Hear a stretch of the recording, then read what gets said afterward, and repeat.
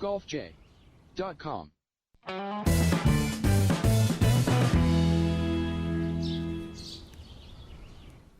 And good evening, everyone. Welcome to the Golf J podcast on FingerLakes1.tv. I'm Jim Sinacropi alongside Rhett Taconi and Doug Brown here inside the FingerLakes1.com studios in Seneca Falls, New York on Monday, June 6th, 2016, where tonight we'll be talking about William McGirt's win at the Memorial and what the play of Rory McIlroy, Dustin Johnson, Jordan Spieth, and Jason Day in Ohio means for the U.S. Open coming up in just less than 2 weeks. And today is also known as the longest day in golf, as the U.S. Open sectional qualifiers were held in 10 locations across the country. We'll hear from Guerin Rife of Evnroll Putters on why his product might be the best putter ever made. I like it. I'll second that. And we'll give our picks for the St. Jude Classic, tell you about a book Tiger Woods is writing, our weekly Golf J trivia question, and we'll talk about the NCAA Men's Golf Championship won by Oregon last Wednesday night. So, fellas, it's June. We're right in the heart of it. We're playing golf. We're watching golf. Tonight we're talking about golf. It's all golf all the time now. So, first of all, the Memorial was on a tape delay on CBS, which is a little strange. Yeah. Well, they had some bad weather coming in, so they changed the starting time to be early Sunday morning. Got out quite early. And then it was actually a weather delay about the middle of the back nine there. Brought them right into their slot. Yeah, so they manipulated the starting time, so basically go off before 60 minutes started. But if you happen to be looking on your smartphone, right. Usually, even when I watch it on TV, I'll have the leaderboard on my smartphone in case something comes up and wondering where somebody is. But you would have been 20 minutes ahead of the action, so a lot of people didn't necessarily like that. But you could have made a bet with somebody if they didn't know any better. That's right. Missed opportunity. Missed opportunity. Billy Walters might have made that bet. So William McGirt gets the win, and I don't know how much you guys have looked into this guy's background, but he's played in every mini tour probably imaginable. Only won once on the mini tours. Played 165, I think it was. Yeah, this was his 165th start. Yeah. And he finally gets the win, and all of a sudden you get that 3-year exemption on tour, and you're in the Masters, and he's also in the U.S. Open, which he wasn't yet.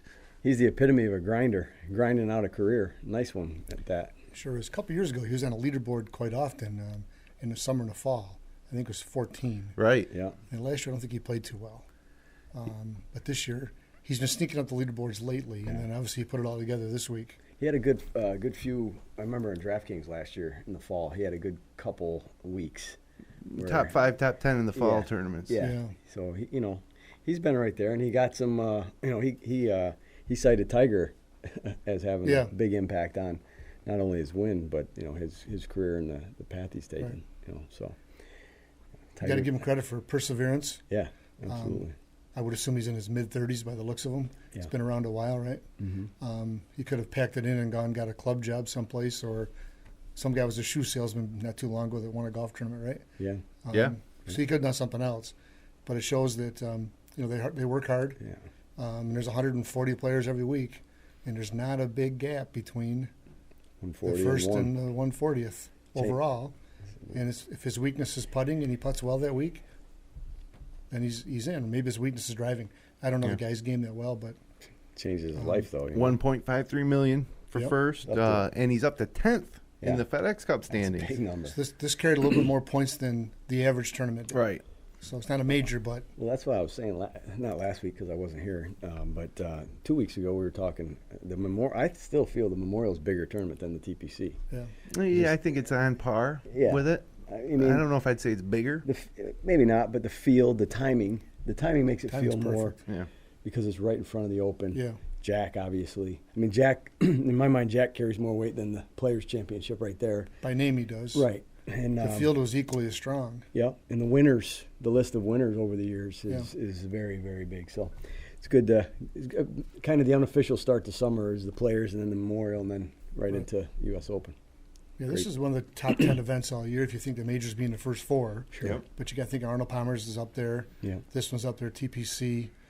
So it's Tour 7, Championship. Yep. Tour Championship, right? Yep. So it's a big event, and I'm sure they look forward to playing in it. And Jack Nicklaus adds a lot of credibility to that No doubt. for the reason to play. It's fun, too, when you watch the coverage and Nicklaus is up in the booth. Oh, yeah. Giving his thoughts on the game in general and the players he's watching. That's a nice addition to it. And we're up here in the Northeast, and it's similar type of feel to a Northeast course that we're used to playing. Yeah. I like that. And it's always impeccable, and it gets to where you learn the holes. So The golf course is tremendous. We might have to take a road trip there. One of my buddies, Sean Richard, he's assistant AD at Ohio State, and he's played there a few times. He says he keeps telling me to come out. So hook us up. Doug's been in the parking lot. I actually got in a pro shop. We got to get there. So Sean, if you're watching us tonight, start thinking about when we can play out there. Yeah. Yeah, just pick a date. We'll make it work. We'll make it work somehow. We'll get there, even if we got to do a day trip. We can leave right now. Yep, exactly. So, one thing about the Memorial is it looks like Rory's coming into form. Rory McIlroy, and I think you had him to win. I did not. I picked Ryan Palmer. That's right, and I had Day, and he really faded on Sunday. Always struggles at that course, but McIlroy putted well, which is he changed back right handle. Yeah. The regular conventional grip. Yeah, he's rounding into form. I think with Oakmont, the longer hitters definitely have advantage there, but you got to hit it straight there. You know how that goes in. Putting, obviously, with the speed of those greens is utmost important. So if he's coming into form and he can keep the driver straight, then he's going to be a tough one to beat. Yeah, I think when he wins one here on U.S. soil, he's liable to win 3 out of 5. And they said, what they say, Jim, that he went there today, right? I mean, he's playing Monday, Tuesday practice rounds at Oakmont. Yeah. And, we're going to talk about coming up here, the chances of these guys in the U.S. Open. If anything, we saw at the Memorial changed it, but it was great to see him putting well. Yeah. A lot of times when you make any change, it's gonna help your putting for a short period of time. But I still am suspect to him on the super fast, super slopey greens of Oakmont. So he hasn't totally convinced me yet, but he's certainly going to be a favorite. Yeah, absolutely. And you got Dustin Johnson, who played well again, but of course didn't win. But he had one of the most fun shots of the year when he was punching out from the woods. He just dribbled it out in the cart path, and then the thing took off. It was, from start to finish, they had to be the longest shot ever, maybe. It was literally maybe a 45-second shot. Yeah. Right? It just rolled and rolled down the cart path, and eventually ended up in a spot where he had an open shot in, after taking a drop. So nothing like using the cart path to your advantage. And Jordan Spieth really struggled with the driver, which is kind of scary heading into Oakmont. He finished 66th in the field in driving accuracy, I think it was. Yep. And you're not going to want to miss the fairways at Oakmont. It doesn't matter how good of a putter you are if you're going to have to hit fairways to score on that course. Yeah, the rough is brutal. So he had an interview that I saw. I'm not sure if it was last night or this morning, that he's thinking about hitting 3-wood or driving iron a lot of times. Yeah, makes sense. Okay, to avoid hitting driver. So he's willing to give up the length to keep the ball in the fairway. Which is odd for a guy who's not known for length. So he's giving up even more distance potentially to Dustin Johnson and Rory and Jason Day. But if you look at his stats, like the strokes gained driving, he's not good. Strokes gained chipping and putting, he's tremendous. And he's like, if I can just back this off and get it in the fairway, I can get it around the green where that's I'm very good. That's all he needs to do. I mean, if his putter's rolling and he can hit, irons and 3-woods, this reminiscent of Tiger doing that at the Open. Right. And was it 05 or not? Right. 05, he had 5 drivers on weekend or something. Yeah. But and he knows where his weakness is, so he's identified it obviously, and he's willing to take it out. Yeah. We'll see how that plays out. It's going to be good. They're all playing well at the right time. Yeah. The big names, Dustin Johnson's right there too. And, I would think the cream will rise to the top next at week. Oakmont, sure. Let's hope so. I think so. Now, what about Kuchar? Here he is again in position to win. He had a 2-shot lead on the back 9. I think it was he held the lead through 11, and then he double bogeyed the 13th, and another top 10 finish, but no win for Matt Kuchar. Which I think Kuchar did a nice job losing that event yesterday. That was his to win. Yeah. And the early part of the back 9. That's kind of been his thing lately. Yes. I mean, he's definitely consistent. I mean, he's a great guy to pick week to week, or if you have him on your he's a moneymaker. Season-long fantasy team, you're going to do well with him. But just he's not getting the W's. Yeah. He's not closing out tournaments. He's having a tough time either on Saturday or Sunday. But you're right. The shot he hit out of the fairway bunker on, I think it was 13. They're talking about the double bogey. Yeah. he was 5 or 6 feet short of getting it over the lip. It looked like he struck it pretty good. I think he had the wrong club. There you got to get it out of the bunker first and foremost to make bogey one thing. He made about an 8-footer for double bogey. Right. So that, we talk about a guy like McGirt playing 165 starts without a win, and not saying he didn't win it because he did, but it was Kuchar's to win. So if Kuchar closes it out, McGirt doesn't get the win. We're talking about Kuchar, and we're not even mentioning McGirt. McGirt's playing today, and so it's so hard to win on the PGA Tour. Yeah. You need, not only do you need to play well, but in a lot of cases, you need some help from the field. It's a 72-hole event, so it's like the Masters. You think about Spieth shot on 12. If that happened on Thursday, we might not talk about it as much because it happened Sunday afternoon. Yeah. Kuchar hit that shot Thursday afternoon. We don't even see it because it's not even covered. But in 72 holes, William McGirt had him and John Curran had the best 72-hole score. And like I say, for Spieth, if that shot happens on Thursday, he may make other birdies or do other things differently to change the outcome for the rest of his rounds. He's not. I mean, he was just toast once he did that on Sunday. He was just 5 holes to go, he was done. But that happens Thursday, a whole different scenario for him. But so Curran said that he had trouble with playoff. He didn't actually say he had trouble. He said he did focus and get it going, but he said he couldn't help but feel like he'd already accomplished something just getting into the playoff. Right. And so, it comes down to two guys, and the one who wins that playoff, their life changes. The other guy's still, toiling away looking for that first victory. I mean, so I think you're going to see John Curran rise to the top, though. He's been improving every year. He played high school golf. They won some state championships. He's historically a very, very accomplished golfer. I'm trying to think who we played high school golf with now. It doesn't matter. But you're going to see he's rising up to the top, and you're going to see him win, and then win a few. Yeah, he's got a great short game. Yeah. So many good guys. I mean, when Griot won last year, he won in a playoff and changed his life. And Smiley Kaufman wins that rain delayed tournament. Just how much difference it makes in their lives when they get that first win, and then they don't have to worry about so many things that they're grinding and always thinking about every day. If they aren't getting those wins, and once you get that first one, you may not necessarily get a ton more after that. But if you've got that one, you don't have to think about the whether you're going to be able to play in the tournament next week for the next 3 years. Less pressure when you get there. Less pressure when you get in contention if you've already got one under your belt. Right. And you show up on Monday to play that week, and you're just not as stressed out. It changes who your groups are that you're playing with in practice rounds. You might get invited to play with Phil or those guys. It's just so many things change their lives on tour when they get a W. It's pretty cool. Especially the money. Yeah, that's a big thing. No doubt. All of a sudden you cash a $1.5 million check, and you're not worried about pinching pennies when you're traveling to the next tour stop. You're maybe renting a private jet. Right. Yeah. So. You're going from the used car to the camper to the private jet. Everything changes. So one last thing from the Memorial, Phil Mickelson.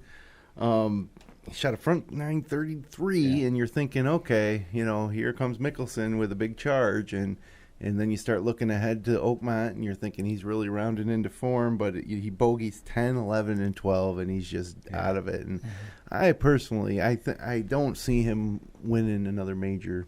It seemed like that was he was really set up to close at the Memorial, coming from behind, and he didn't figure into it, by the time they got to the last few holes. So, but McGirt has a mixed bag there. He's got, for his woods, he's got the TaylorMade M2. He's got a driver at 8.5 degrees, a 3-wood at 13 degrees, and a 5-wood at 17 degrees. He plays Srixon ZU 45 2 and 3 iron, so he carries a 2 and 3 iron, which is odd. And for his irons are Srixon Z745s.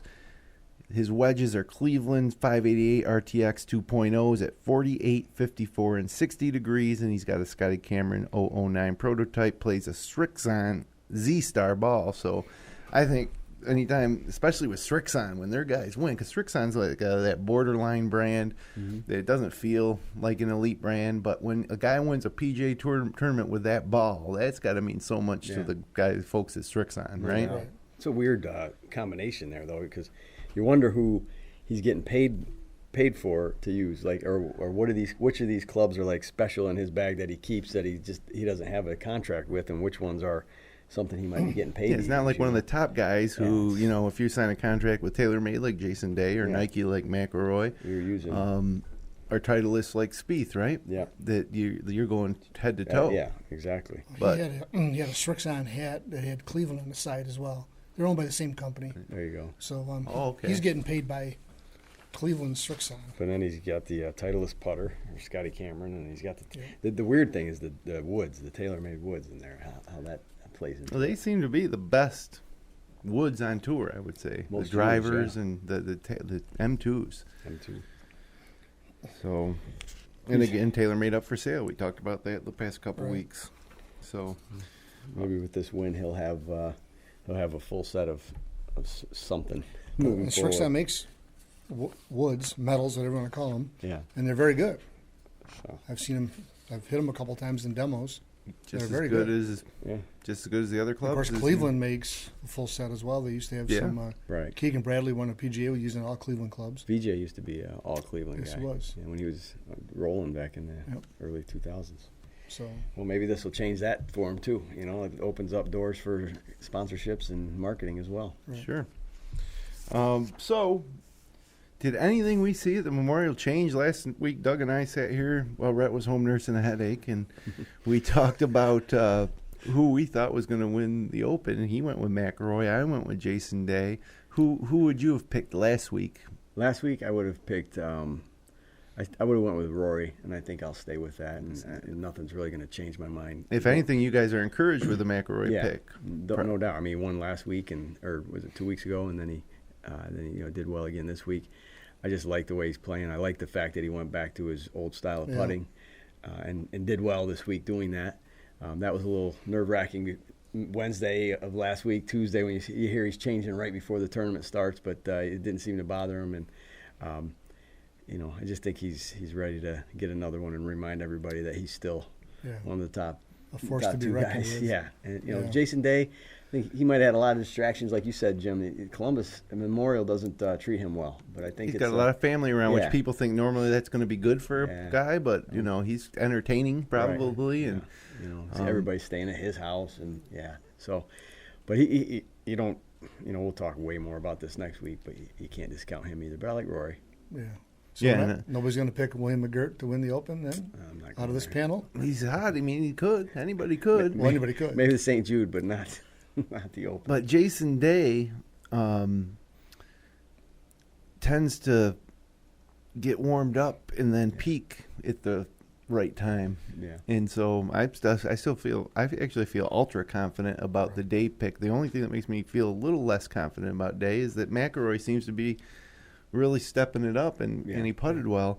And, Jordan Spieth, once he gets in that U.S. Open environment, he's going to be fine. Yeah. He's going to be scrambling, getting up and down. Yeah. If he can keep it in the fairway, he's gonna be fine. So they know if they can hang around even par, they're going to be in the hunt. Yeah. 5 over par won the last time at this site. That was crazy. So, but if you can hang around even par, you're never far out. Right. I agree. Jason Day said he's taking this week off. He's going to go there next Friday and play 18 holes. He's going to do the same thing he did for the Masters. And then he plays 9 holes like Monday, Tuesday, Wednesday. So he doesn't get tired. Right. Right. He should do the same thing he did at the PGA, if you ask me, not the Masters. Yeah. Or the same thing he did at the probably Players. Did the same thing at the PGA. You're probably right. They're pretty dialed into their routines. Yeah. It was interesting, though, that Rory was going there today, and he's going to start playing already. There was a charity event that they were invited to as well. Right? There were several pros who were playing some event. Mm-hmm. The guy who's got multi-millions who built the bridge over the road to have the event the last time, he has a charity event every year. This is the last one. Okay. So like him and Mickelson's playing. There's several guys that were playing in that event. If I'm a top tour player like that, I'm skipping the week before every single major and going there and just getting acclimated to the time zone, to the course, to the weather, everything. Yeah. I'm going out there and just playing fun little rounds, and then once the tournament week gets there, you get into your practice round routines. Yeah. Right. But I would want the extra time just to really get acclimated with the conditions. Right. And we should play at 10 o'clock in the morning and 4 o'clock in the afternoon. Yeah, sure. Because you're going to get somewhat of an early and a late, right? And then, the amateurs are going to go out at 7 o'clock in the morning or 4:30 at night, but these guys are going to go out at between 11 and 2 or something like that, but weather can change. And not to mention, you relax, you just get there and you don't have to, play 4 rounds, get on a plane and fly. Not that it's a long flight, and it's private, obviously, but you're just there. You don't have to worry about getting in late Sunday and settle in. Yeah, I agree. Makes more sense. Well, my biggest takeaway, I think, from the Memorial was the great play of some of the big hitters like Dustin Johnson, who came in third, and Rory, who we talked about, and Gary Woodland, who tied for fourth with Kuchar, and J.B. Holmes played well. And if you got some of these bombers, which is another reason I like Day, is because he's so accurate off the tee and so long, that can hit it long and straight. I think it's a huge advantage at Oakmont. Mm-hmm. So look out, for some of those names. Straight is the key. Yeah, long and straight. Long definitely helps, but straight. Something else about that event is, as we wrap this up, I thought it was a good human interest story about that Nationwide Children's Hospital, that they had those kids that are survivors of some serious illnesses out on the golf course. And that one young man is in high school, had double problems with his heart. And the doctors knew he was a golfer, and they videotaped his golf swing. And they figured out the best place to install a defibrillator so that it wouldn't interfere with his golf swing. Wow. Because he wants to play on a PGA Tour. Cool. Well, we'll keep an eye on him then. And he was the one who was hanging out with Jack Nicklaus during the course of the week. And Peyton Manning played golf there in the Pro-Am and all that. But not just that one boy, there was several. And they had logos on their shirt about being survivors of something. But kudos to the charities that receive a lot of money from the tour and from the sponsors. Yeah. They do great stuff. And that's the one thing about the PGA Tour is the fact that every stop raises millions of dollars for. Right. And next week's is probably one of the biggest, our most well-known fundraisers for the St. Jude's Hospital, which is it's the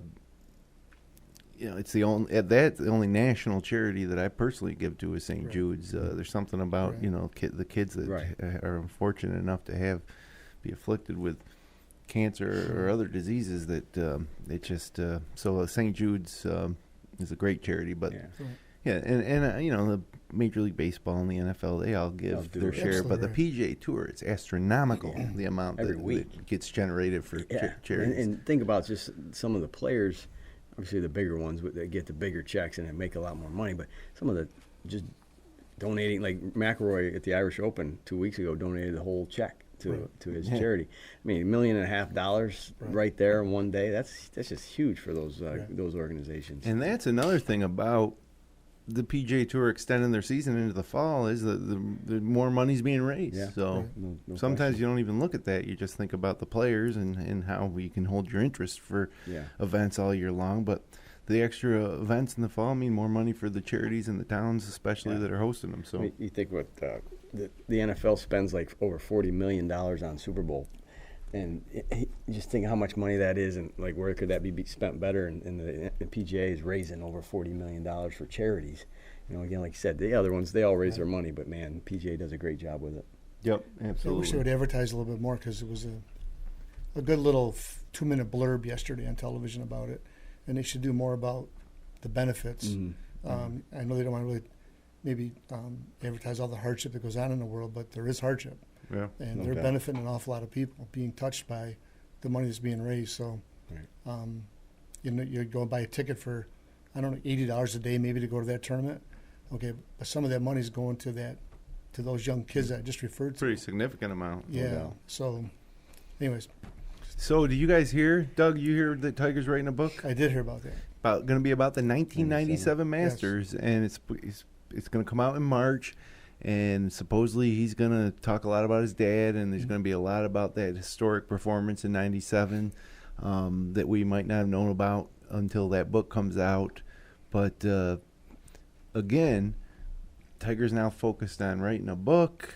He's not coming back He's not coming back. He's not coming back before that book comes out. What do you guys think of that? It's not going to release until 17. Yeah, March of 2017, Yeah. which amazingly is the 20th anniversary of Tiger's 1997 win, which that was 20 years ago, really? Shocking, right? Hard to imagine. Jeez. But He'll be back before the book's out. He might be back before the book's out. But that would be an interesting side He hasn't bet, withdrawn maybe. from the Open yet, has he?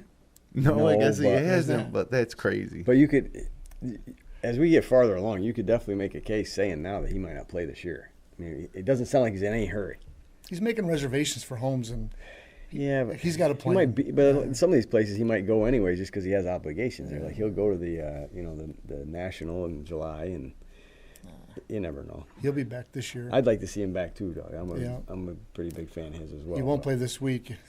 No. Well, it's too late anyways now, but I thought he'd play Memorial, take the week off, and That's play what the Open. the expectations were. But Yeah. if now you think he's not going to play the Open, if he's not going to play the Open, what do you think? He's going to, a few weeks, go across the pond to play the British Open? It just, I don't know. When would be ideal for him to come back if he feels he's ready to come back? I don't think you jump right into a major, certainly not Oakmont. Firestone, maybe. Yeah. It's, He won't be eligible to play in any of the FedEx No. tournaments, so if he doesn't come back before then he's got to wait until Fall series. after. And if you do that and you're Tiger and you come back then, now all of a sudden you're in the weaker fields and people expect you to win, and that in a way is even more pressure. Although I guarantee you the PGA Tour wants him to come back in those and play maybe one or two of those. That would definitely boost ratings. Fries.com or something. Yeah, ESPN and not ESPN, but Golf Channel and all those would love to have him in those tournaments to get some more viewership. Well, we'll wait and see on Tiger. So I'll buy the book. You'll buy the book. Definitely. You'll buy the book. Yeah, I think that in particular could be a pretty interesting read. It's just hard to believe. Like I said, it'll be 20 years, but. Mm-hmm. Time for this week's Golf J trivia question. Tweet your answer to @thegolfj. First one to tweet will win a Golf J hat. And we mentioned, and we're going to talk about later in the show, U.S. Open sectional qualifying. And I want to know who was the last U.S. Open winner to come out of sectional qualifying. So they weren't exempt. They went through the qualifying process. And then there's local qualifying, which is everybody with a 1.4 handicap or lower can enter. And then a small number of those, which close to 10,000 people enter. Right. So out of the 10,000, you end up with about 700 who go to sectional qualifying. And that was today, 10 sites around the country. There's also 2 international qualifiers, one in Japan and one in Europe, that were held May 30th or end of May. But today was the 10 sectional qualifiers. So who was the last one to come out of sectional qualifying, win the U.S. Open? Tweet it at us, and we'll send you a hat if you're the first. And that's a long day too, right? That's 36 holes. Longest day in golf. We'll talk about that coming up. But first, I want to take a look back at a conversation that Rhett and I had with Guerin Rife of Evnroll Putters. And Guerin Rife's been a putting guru, a manufacturing guru, and technology guru for probably close to 20 years now. And when we talked to him, Rhett, he said he went from his marketing job in Chicago to becoming just fascinated and obsessed with building putters. Right. And his latest is the Evnroll putter, which I guess we'll kick in the interview now. We'll play you about 10 minutes of that interview. The full interview available at golfj.com if you want to listen to the full interview. But we're going to introduce you now to Guerin Rife and hear what he has to say about the Evnroll putter. Into the show, Guerin, thanks for joining us today. And how's the weather out there in California? Hey, Jim, Rhett, good to talk to you guys, and thanks for giving us a voice. The weather, of course, is gorgeous, as always. It's just, it almost stresses you out because there's no bad weather. You know, you get a little uptight. You know, isn't anything going to happen?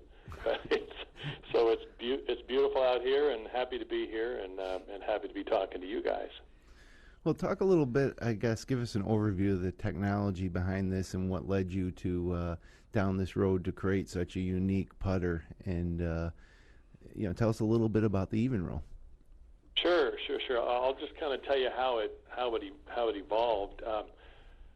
You know that I invented straight grooves with my Rife company years ago, and I know that grooves, by putting them very close together on the face of a putter, you have this contact surface that's really narrow, and that's what grips the ball and allows grooved putters to lift the ball without loft and create a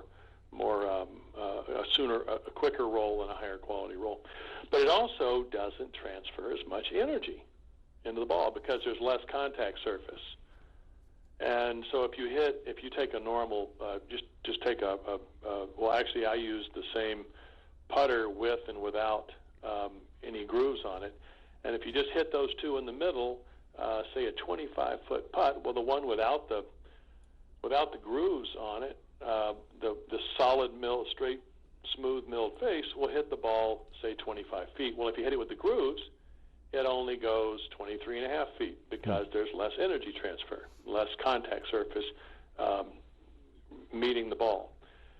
So that was just something that I've known for a long time, and I just thought, what if I increased the contact surface away from the center? Because I also know that off-center hits, and this is from a lot of robot testing, that if you hit a ball, say a half-inch off-center, it'll go about 6 to 8 inches. Say if it was toward the toe, the miss hit, it would go away from the center off to the toe about 6 to 8 inches at 25 feet. And, I mean, that's a lot. And it also doesn't go as far because the center of mass is not behind it. And the same is true on the heel side. It doesn't go as far, and it goes on the heel side of the center line, and it doesn't go as far. So and it's about a 5% energy loss when you get away from the center. And so I started doing I took some the groove technology that I originally did, and I just widened the center area and made the land, so we call the land, that's the contact surface in the middle. That's the part that touches the ball. Well, that part was very fine, and then I just made it very narrow, and then I widened it just gradually toward the heel and toe. And I started doing some testing, and actually in the original, like I told you when you were out here, the original testing, I overdid it, and so the balls on the off-center hit went further than the center, so I backed it off, and I just made it kind of it's what we call a parabolic. That's what the shape of your eye. So how did you? So that parabolic placed next to another one very closely created more contact surface, and these things have to be even all the way across the face. It's about 1.5 inches to 1 3/4 inches distance across the center of the face where these that just takes care of every possible miss hit. And so I dialed it back down to the point where everything went the same distance. But what else happened, and I this was just one of those serendipity things, that parabolic shape was just gearing the ball gently to the center. And so in that original test I told you about where I overdid it, the balls actually crossed each other and went further, and I went, well, that's interesting. So I backed it off to the point where they just go the same distance, and then they come together, and it eliminates the dispersion, and then the greater surface where the grooves get narrower and the contact surface gets greater. That imparts more energy where the putter's weaker. So everything goes the same distance to the same spot, and it's just a repeatable test. And now I think I sent you some pictures. I don't know if you're able to show the robot and the roll, but you can also look at those. You can see that on the graphics from our trade show picture. You can see the way the grooves get narrower and the contact surface gets greater away from the center. And so that would just after dialing that in, that's just the formula for making it happen, making every putt go the same distance to the same spot. So essentially, we've just taken the miss hit out of the equation, which is really quite common. Even the best players in the world have a tough time hitting that center quarter-inch area, which I've done a lot of testing and found that to be true. So now, how did you? Miss hits are a big issue, and people don't realize how much golfers don't realize how much a ball will go offline. So, Guerin, talk a little bit about the graphic that you have on your website with where it relates to the loss of energy and the energy replaced. Like, how did you derive the 1%, 2%, like, and the amount of surface that it takes to get to those numbers? Well, that's done with very rigorous robot testing. I sent you a picture of sort of the robot from the back, but it has a magnet release and it's very precise. And I just took a standard face putter. Actually, it's the ER1 with nothing on the face, and I took a lot of other putters, and I just rolled thousands of putts, and it's really trial and error. But what happens is that when you hit the center, whatever distance that went, the loss as I went away from the center up to like a half inch to even 5/8 of an inch, that's where the fall off in distance consistently across the board would happen for just about every putter. Even some of the big MOI putters, I mean, it was only a slight difference, but when you hit a ball off center, the center of mass is not behind it, and it just loses energy. So that was sort of a trial and error, really research and development. I mean, you just have to test. And so that when I found that out, that was so I knew that I was losing energy, so I had to replace that energy by increasing the contact surface, and that's how all this evolved. Right. It's pretty amazing. Now, you obviously come at this with a scientific background. There was just a portion about the whole interview was 42 minutes long. If you're interested in putter manufacturing and want to learn more about the technology and marketing behind this, it was a great interview. We love that Guerin Rife took the time out to talk with us. And really, you've been using the Evnroll before it even came out, and the concept is, as you heard in the interview, that there's grooves on the putter face, and in the center where the sweet spot is, they're thinner. Yeah. Oh, right. And then as it gets out towards the edge, they get wider. Yeah, they get wider. With the thought being, in the middle, less surface area means the ball will go shorter than it will it will go the same distance if you hit it out on the toe or in the heel. Right. And it also should help it get back online a little bit. Correct. It almost seems like it should be illegal, but it's not. When he showed me out in the studio with the robot, I really, he set it in the dead center and went a certain distance, set it off the toe, certain distance, same exact line. So it was going on the same line and the same distance, heel, toe, in the center. So he had a robot. Yep. And you could hit 5 balls, different spots in the club face, and then walk 23 feet away and pick them all up with one hand. Yep. Wow. Yeah, because they're all the same distance. But not only the face, just the balance and the weight of the putter. It's a little heavier, but it's not the perimeter weighted putters. It has a little bit of extra weight in the butt of the club, and it has additional 15 grams in the base of the club. So, but it feels solid in every hit. The swing and keeps you on plane, and it's a great product. So definitely recommend watching the whole interview and learning about the process of how his putters are made and putters in general, but also just the way he markets what he's trying to do and help you roll it truer. And you can buy them now. Yep. When you got yours, when you went out to the studio in California, they weren't available yet. No. But just a couple weeks ago, at the end of May, they became available at their website at Evnroll. Right. Evnroll without the second E. Right. Evnroll.com. Yep. For starting at $2.99. Yep. Good product. Check it out. So, St. Jude's Classic, the last tournament. It says there primer for the Colonial. Hold on a second, I can change that on the fly. We're talking about the FedEx Saint. Look at this guy. We have a technology. Jude's this guy is no joke. Producer and host. He does it all. My Lord. The PGA Tour heads to Memphis, home of Elvis. That's right. So there we go. Now that we got our graphics on point, St. Jude's is a solid little tournament. It's been around a while. Yeah, it's because it's right before the Open. Not going to get that field, that super field that we just had at the Memorial, or even the type of field that we had at the Colonial. But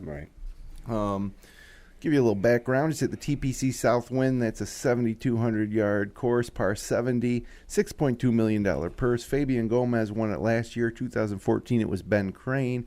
2013, Harris English. And then 2012, it was Dustin Johnson. You can watch it on TV Thursday through Friday, 3:30 to 6:30 on the Golf Channel. Saturday and Sunday, 1 to 2:30 p.m. Eastern on the Golf Channel, 3 to 6 on CBS. And then CBS is done, and Fox takes over at the U.S. Open. Right. So your last chance to watch some golf on CBS for a while. Four-time major champ Ernie Els was a last-minute addition to the field at the St. Jude Classic, joined a group that already included Phil Mickelson, Dustin Johnson, Brooks Koepka, and Steve Stricker. Luke Donald, Retief Goosen, Padraig Harrington, and reigning champion Fabio Gomez are all among the 156 players scheduled to participate. Lee McCoy, who placed fourth at the Valspar Championship, is making his pro debut now this week. And the St. Jude's Classic home since 1989, TPC Southwind winds through natural lakes, streams, and ponds on a former dairy farm southeast of Memphis. And maybe their par 3 11th hole is the one that you're going to want to watch. It draws comparisons to the famed 17th at Sawgrass, requiring a short iron over water to a small island green. And a U.S. Open berth remains available for anyone who moves into the top 60 of the world rankings, or, of course, if they win the event. Among those hoping to move up, Fabian Gomez and Ryan Palmer, who tied for third at the Colonial last week, so 2 weeks ago. So, and Palmer, you mentioned him. He's not in as of yet with qualifying, so he'll be looking to make an impact and get a win here this week. And he doesn't have to win to get there. He needs to move into the top 6. So another top 10 finish might do it for Ryan Palmer. Right. But I'm going. I've in all these I've probably picked 2 players all year long, and it's been Jason Day and Brooks Koepka. And this week I'm going with Koepka. This is going to be Koepka's time. He's going to win this week in Memphis. That's my pick. All right. Well, I think I've picked him a few other times as well, but I'm going to go with Dustin Johnson. I like the way he's playing, and it's be a good tune-up for him. I think he's ready to be right back in the mix at Oakmont, and I think he's going to get it done this week. Got to be the odds-on favorite, right? Yeah. Highest-ranked player in the world competing? Yep. So I want to go with John Curran. All right. Hey. The hot golfer from He last is week. hot. I thought you might go with Palmer. I'm not sure if Ryan Palmer's in the event. I didn't look at the field. No, he's definitely. I'm assuming he's got to be because he's trying to get in the U.S. Open, right? And he didn't qualify today, right? So I just think these guys sometimes they get on a roll, goes for 2 or 3 weeks. I think John Curran got a lot of confidence last week, even though in defeat, right? Sure. But he got someplace he's never been before. I think he took away if there's such a thing as a moral victory. Yeah, I'm sure he got one last weekend. So John Curran to win. 3 solid picks. I think too. One to watch type thing would be Retief Goosen.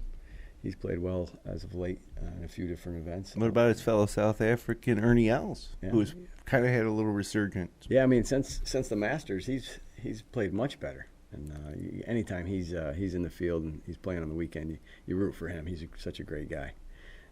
Even with getting back to the charities and stuff that he deals with, autism and stuff. I mean, you just can't not root for Ernie Els. So hopefully he'll have a good weekend as well. Well, it's like I say, coming up this weekend. Golf Channel CBS has the coverage, and we've been talking or alluding to it a little bit all week, or all show, about the U.S. Open. Whoops, that's the wrong one. I'm having some graphical trouble here. Here we go. The longest day in golf, U.S. Open sectional qualifying. And as I was telling you guys off camera, I caddied in 2 of these sectional qualifiers. And it was always amazing to me because you will get some of the big-name golfers at these things trying to get into the U.S. Open alongside some top amateurs and some no-name club pros like I was caddying for.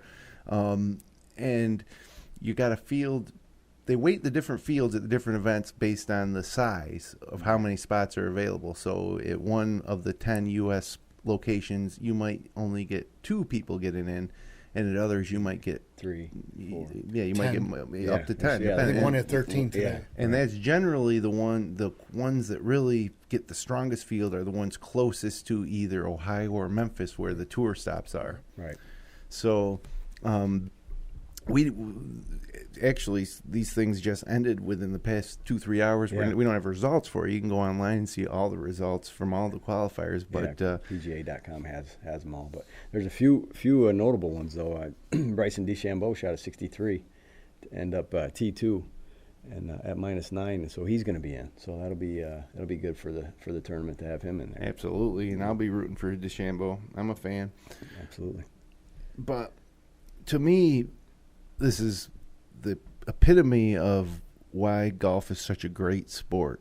It's the U.S. Open, which means if you're a golfer, and you don't even have to live in America because there's international qualifiers too, but you got a better chance if you're in one of these U.S. qualifiers. There's more spots available. There's 10 qualifiers, but you start with local qualifying, and you need to be a 1.4 handicap or better. So if you're a good young player and you work and you get your handicap down to 1.4, you can enter. And then from there on out, it doesn't matter who your sponsors are. It doesn't matter anything except the number that you put on the card. And you could legitimately qualify for the next round, which was held today. Right. And then qualify for there. You're in the U.S. Open. And again, once you're there, you just need to shoot the score. So it's the most democratic of all major sports. Correct. There's no barrier to entry other than how you perform. I think that's pretty cool. And it's our tournament as well, the America's tournament. So USGA always sets it up. They consider it fair. The pros might not consider it fair some of the times, but it's called an open for it's a an reason. open. Yeah. It's always on the for the most part, minus last year, but it's usually always on one of the big U.S. courses. Father's Day final round. Father's Day always. So a lot to be said for that. And as much as everybody talks about the Masters every year and being the first major and same course every year and how beautiful that place is, you see a lot of the pros say that the Open or the U.S. Open is their favorite tournament, favorite major, because it means so much. It's the country's Open. Mm-hmm. And I think that we can say, you talk Masters, U.S. Open, British Open, those are the three. The PGA Championship is a major, but it's a step below. Sure. Not because of how hard it is to win or the quality of the field, because to be honest with you, the U.S. Open and all the other fields are probably weaker than the PGAs. Yeah, but it's just the prestige of the Masters, the U.S. Open, and the British Open. And if you ask me in early April what my favorite major is, I'm probably going to say the Masters. But right about now, I love the U.S. Open. And 2 weeks from now. I love the difficult conditions to see these guys play against par instead of seeing a score of 13 under win. Right. So I love the Open. I think anybody who wins a major, when they get interviewed, is going to say, "This is the one I wanted to win." Right. Sure. Okay. Right. So yeah, you get a few of the guys will say, the Open at St. Andrews, and a lot of the European guys, obviously, but. Nobody's going to say, you're right. I got this U.S. Open trophy, but I really wanted to win the Masters. Right. So, it's not going to happen. But yeah, that's true. Just getting a major, especially the guys that win a major for the first time, they're definitely going to be there. But to win the National Open is certainly a big feat, no doubt. We'll have a great show next week to talk about all things U.S. Open. True national championship. Yeah, next week's preview is going to be a lot of fun. Yeah. And the wrap up the week after ought to be fun too. Absolutely. And then it won't be long before we're talking about the British. Correct. It's going to go fast this summer. You got British, you got PGA, you got the Olympics and the Ryder Cup. Right. And then the FedEx, and it really is a solid season ahead of us that really gets underway next week. Couple World Golf Championships in there too. So I guess it'd be a good time to give you the answer to our Golf J trivia question, since we're talking about sectional qualifying. The last player to win the Open coming out of the sectional qualifying rounds was in 2009, Lucas Glover. So, one at Bethpage. Mm-hmm. Yep, that's right. Bethpage Black. Yeah. And not a great, didn't really use that as a springboard for the rest of his career. No. He got injured, though. Yeah. Did he? Yeah. He had a shoulder injury or something. He's got some status back on the tour now. You see him on the leaderboard a little bit now. And he's won since that once, I think. I think he did win once. He won, was it the Travelers maybe or something like that? But he's won since then. Yeah. But yeah, he's been up and down since. Something happened definitely wasn't to a him springboard. physically. Michael Campbell also did it in 2005. Now, these are two guys who did not have to go to the local qualifying. They were exempt for the sectional qualifying. Right. I don't know if anybody's ever gone the local qualifying route. I actually looked and tried to see, and I couldn't find one way or another, yes or no. And what Rocco had to play on Monday before the Open at Torrey when he lost to Tiger. I think he had to get in that week too. Well, I'll tell you, obviously, if I caddied in the sectional qualifying, I was there at the local qualifier. Totally different feel.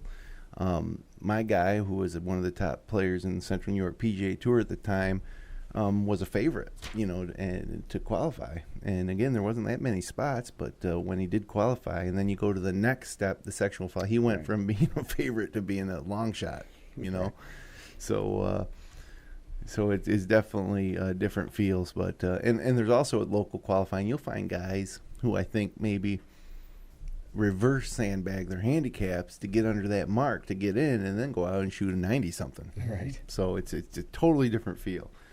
But yeah, U.S. Open, get in there today. I go online, see who made it. The field for the U.S. Open is almost set. The St. Jude's Classic this week will be the last chance for anybody to fill out that field. And I guess it's been almost a week now since the great drama unfolded on the Golf Channel last Wednesday night. And it was Oregon winning the NCAA Team Men's Championship over Texas, and was a really exciting. Yeah. Team golf is great to begin with, and it came down to that final match with Fred Funk's son against the kid from Oregon, and they ended up going 3 extra holes, was it? Yeah. It was great great-drama. Oh, it was great. I mean, it was at Oregon's home course, and so the scene was great at the end there. They had all the people there were obviously pretty pro Oregon. Right. And, now, do you think they over-celebrated because it came off a Texas player miss? He missed the putt, and then it was just like everybody storms the green, tackles the Oregon guys, celebrate. Mm-hmm. I don't know if it was a Ryder Cup. I think that definitely. People would be all over the team that celebrated. Sure. But these are kids and they were excited. But I did feel bad that it had to end on a missed putt, especially after Funk made so many putts to in that match to keep it going. And Casey Martin's the coach of Oregon too, so he's been there since he kind of retired from playing. It's hard to hold back a celebration. It's a national championship. Yeah, and your kids, they're 18, 19-year-old kids. You miss a 3-pointer at the buzzer in a basketball game, the other team's going to storm the court. That's true too, right? Yeah. So no doubt you can't stop that from happening. It's good drama though. What about this though? You guys think they should maybe have more match play in the NCAA championships? Have it that way, or just you guys like the stroke play? You mean like a bracket type of deal? Yeah, have the guys seated and and have them. You mean for the individual title? Yeah. I like it just the way it is. I like the dual format as it's going on during the week to get seeds. Sure. And then because your team might not qualify, but you could win as an individual, which DeChambeau did last year. Yeah.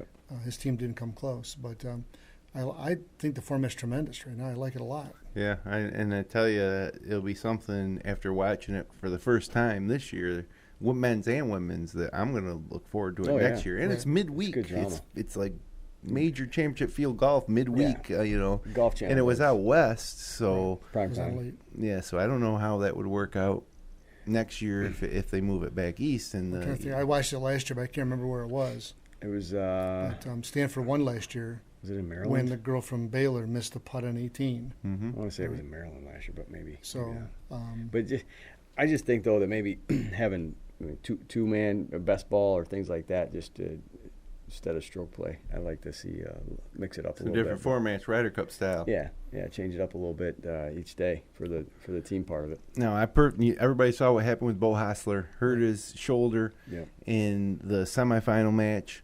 and couldn't compete in the finals, and they are not allowed to substitute them. And I'd say the NCAA needs to change that rule because the team is made up of more than 5 golfers. Right. So it should be next man up, because that 6th man who didn't get to fill in for Hostler has been practicing and competing in events all year long. He's part of the team, and so why would you not be allowed to put him in there? And it would a better program. Like in basketball, your bench matters, right? Your depth matters. But in this, it didn't matter. Especially, it's not like you're trying to put him in on the 16th hole. Yeah, you wouldn't be able to sub in the middle of the round. But I think with what went down, a substitution is totally allowable in my mind. It should have been allowed to put a 5th player in, because they should travel with 6. Because somebody could get ill. Right. You could get food poisoning or something too along the way. Who knows? Sure. But totally agree with you. Every sport has substitutions. And who gets cheated as well? The kid that was supposed to play against a Hostler. Yeah. He doesn't get to even play now. Right. He gets the win, but I'm sure. I mean, I would think he would rather play on Golf Channel primetime. Instead he didn't even get the opportunity. Well, and, these guys that are in the actual championships, not all of them are going to make the pros at the end of the day, but most of those guys are going to be going out and really trying to be pros. They're all looking to be professional golfers before they try to do anything else when they're at that stage and in that level of competition. So it's kind of, it stinks if you're not able to play and you just get that test your mettle against somebody else. Well, hey guys, we're running out of time here. We got about 3.5 minutes, but I wanted to quickly, just a little local note. Dominic Bazzelli, Pittsburgh, New York native, 2-time New York State Championship All-Grader Rochester Player of the Year when he was at McQuaid High School up here in our neck of the woods. The fulfillment of his lifelong dream of playing on the PGA Tour just got a whole lot closer on Sunday afternoon when he won the Corrales, I can't say the second word, Punta Resort. Punta Cana in the Dominican Republic. He wins the Web.com event, and that puts him well inside the top 25, which will all be automatically exempt for the tour next year. It'd be tough for him to fall out of that top 25 now, and also a second win somewhere along the way would immediately get him his card. So here's a guy that I know that we've been following as a local kid, since he was in high school, and he's about to realize his dream in the same manner as the U.S. Open we were talking about. It has nothing to do with who gives him the chance. It has to do with how he plays. It's play yourself into the PGA Tour. So, congratulations to Dominic Bazzelli. I agree. He'll be on the PGA Tour next year. He's gone through the minor leagues, if you will. Got better each year. Good for him. Yeah, went to Auburn University and graduated 2013. Immediately turned pro, and now here 4 years later, he's on the cusp of making the big time. Right. That's why golf is great. It's all on you to do it. You're not given any exemptions. You get the exemptions, but how you play determines how your career's going to go. There's no 10-year contract. Right. No guaranteed money or anything like that. Right. These guys, all grind and all have to qualify some way or the other. Well, fellas, we've done it again. St. Jude's Classic this week. Next week we're back with a huge show, the U.S. Open preview. We might even try to fill some seats out here let's do it. On the couch and get it going. But next week will be all U.S. Open all hour long, and it's going to be awesome. It's a great time of the year to play golf up here in the Northeast, and for the major championship golf season now is really getting into full swing. We'll see if Fox does a little better than they did last year. I think they will. Yeah, I think Azinger's coming on, Norman's out, so we'll talk about all those changes next week, but thanks, everybody, for spending some time with us. Again, on the GolfJ.com podcast. Connect with us online at Twitter at @TheGolfJ, on Instagram at @the_GolfJ, and search for GolfJ on Facebook. All of our episodes and the best of the wide world of golf on the web can be found at GolfJ.com. We'll be back next Monday night at 9 p.m. with our U.S. Open preview special. Until then, hit 'em long, not often.